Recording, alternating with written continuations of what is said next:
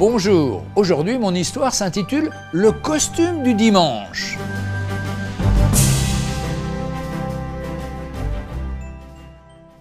Tous les étés, nous partions en vacances chez mes grands-parents. Le dimanche, nous allions au culte, vêtus de nos plus beaux habits. Au retour, avant de passer à table, il fallait se changer et remettre nos vêtements de tous les jours. Cela me parle, ne faisons-nous pas les mêmes choses spirituellement?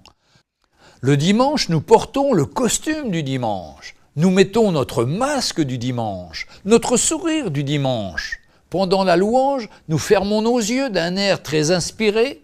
Nous sommes remplis de bonté et de grâce. Nous avons un beau langage, bien spirituel. Et la semaine, nous remettons nos habits de tous les jours. Dans notre bouche, plus de louanges, et nous ne sommes jamais contents. La prière, non, je n'ai plus le temps. La lecture de la Bible, vite on lit la pensée du jour.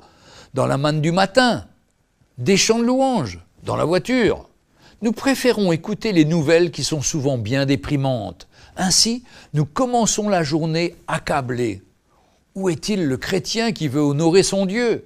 Où est-il le chrétien qui le dimanche chante « Prends ma vie Seigneur, change-moi, fais de moi un instrument d'adoration, que ma vie te loue et te glorifie ». Nous nous trompons nous-mêmes, nous vivons un leurre, nous croyons mériter un certificat de bonne conduite, mais sommes-nous sûrs que cela plaît au Seigneur? Ne faisons pas partie de ceux à qui le Seigneur dira « Vous m'appelez Seigneur, Seigneur, mais je ne vous connais pas ». On ne trompe pas Dieu, le Seigneur connaît nos cœurs. Il est dit dans le livre du prophète Ésaïe, au chapitre 29 et au verset 13, « Ce peuple m'honore du bout des lèvres, mais son cœur était loin de moi ». Dans l'épître de Paul à Timothée, au chapitre 3 et au verset 5, il est écrit « N'ayez pas l'apparence de la piété, tout en reniant ce qui en fait la force ».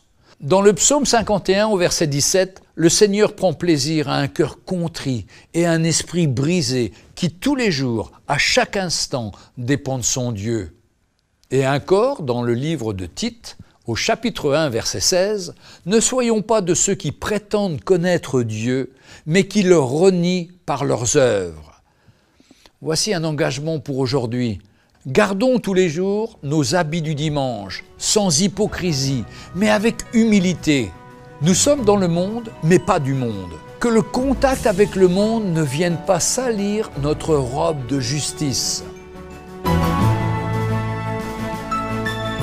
Retrouvez Un jour une histoire sur www.365histoire.com.